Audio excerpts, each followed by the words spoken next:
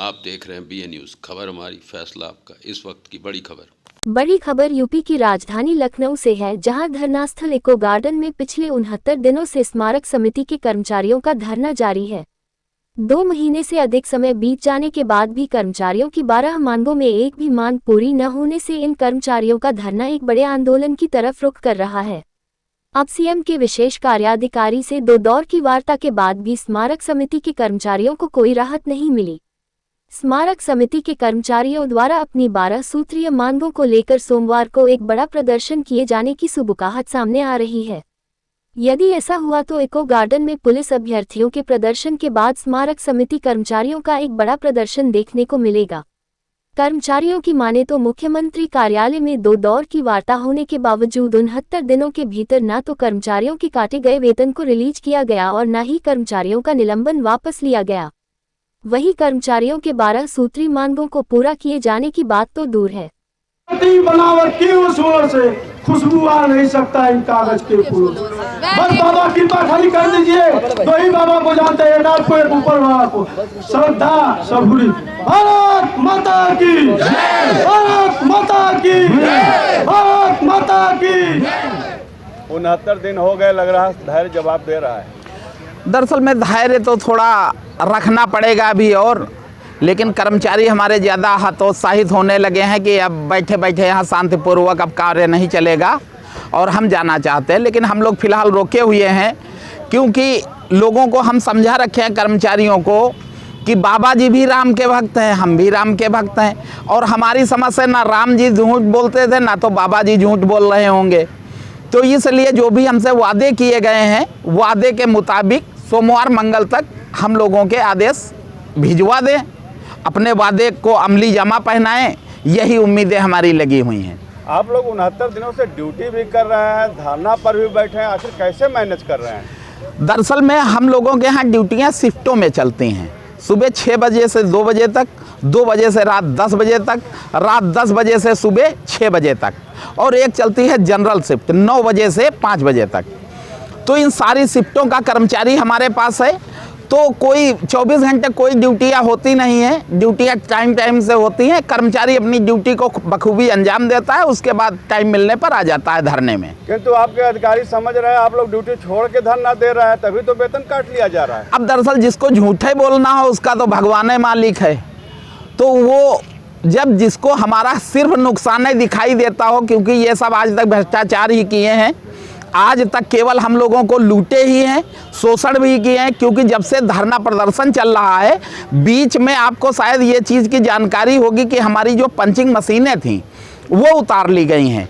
उसकी आड़ में भी अधिकारी हमारे बहुत बड़ा स्कैम कर रहे हैं। 8-8 हज़ार रुपया लेके इन्होंने कर्मचारियों को घरों को भेज दिया है, और वो कर्मचारी अपने घर जा चुके। अब कोई पूछने वाला तो है नहीं, उनके सिग्नेचर जो है फर्जी तौर से यहाँ बनाए जाते हैं, जो कि बराबर यही स्कैम खेला जा रहा है शुरू से अब तक। तो कमाई का साधन बन गया है, धरना माध्यम बन गया है उनका। बाकी जो बेचारे यहाँ पे आते हैं, चूँकि पार्कों में वो अपना कार्य निपटा के आते हैं, इस कारण जिन कर्मचारियों को उन्होंने घर भेज रखा है उनका कार्य पेंडिंग पड़ा है। तो इसलिए उनका कार्य पूर्ण करवाने के लिए ये हमारे कर्मचारियों को रोकते हैं, जो कि निहायत गलत है। और इसका माननीय मुख्यमंत्री जी को संज्ञान में लेना चाहिए और अधिकारियों के खिलाफ कार्रवाई करनी चाहिए। और हमारी रिक्वेस्ट है कि जो पंचिंग मशीन दूसरी जो अब आई है, जिसमें फिगर भी आता है व्यक्ति का पंचिंग करते हुए, वो वाली मशीनें तत्काल प्रभाव से संज्ञान में लेते हुए उसे कल से ही परिक्षेत्रों में लगवाने का काम करें, महान कृपा होगी उसके लिए। कौशल जी, 69 दिन का सफ़र हो गया, क्या कहेंगे? देखिए, अभी भी हमको पूर्ण विश्वास है। माननीय मुख्यमंत्री महोदय जी के OSD जी से वार्ता हुई है, तो हम ये समझ रहे हैं कि माननीय मुख्यमंत्री महोदय जी से ही हमारी वार्ता हो गई है, और हमारी मांगों पर जल्दी शासनादेश निर्गत होंगे और किसी भी सक्षम अधिकारी के द्वारा धरना स्थल पर शासनादेश लेकर के भिजवाया जाएगा और धरने को समाप्त कराया जाएगा।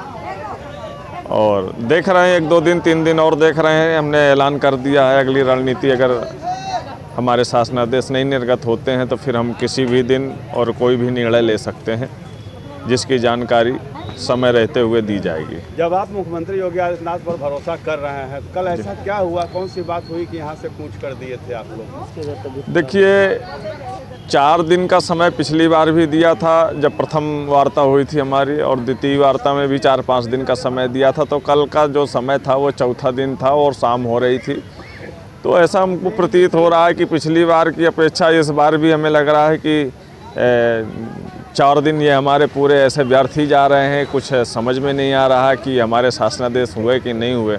लेकिन फिर हमें कुछ थोड़ा सा विश्वास जगा तो LIU ACP महोदय जी से हमारी वार्ता हुई और उन्होंने हमारी बात को ऊपर पहुंचाने के लिए निर्णय लिया कि आप लोग शांतिपूर्वक धरना प्रदर्शन करें। आपकी वार्ता हो चुकी है, आप लोगों की मांगें जल्दी होंगी।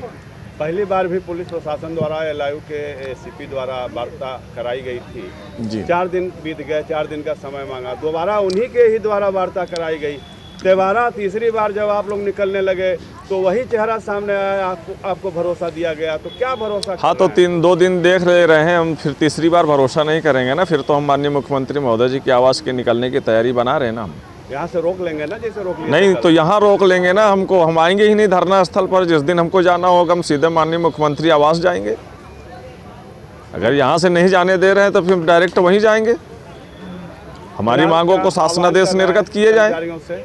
बस मैं इतना ही कहना चाहूँगा, मैं कर्मचारी साथियों को मैसेज देना चाहूँगा कि जिस प्रकार से हम लोगों ने आज 69 दिन धरना करते हुए जो है पूरे किए हैं, आने वाले समय में हम किसी भी समय किसी भी दिन कोई उचित निर्णय ले सकते हैं, जिससे कि जो है हम लोगों को अधिक से अधिक संख्या बल की आवश्यकता होगी। आप सभी साथियों से निवेदन रहेगा कि धरना स्थल पर समय से आकर के उपस्थित हो और धरना संख्या बल का प्रदर्शन करें।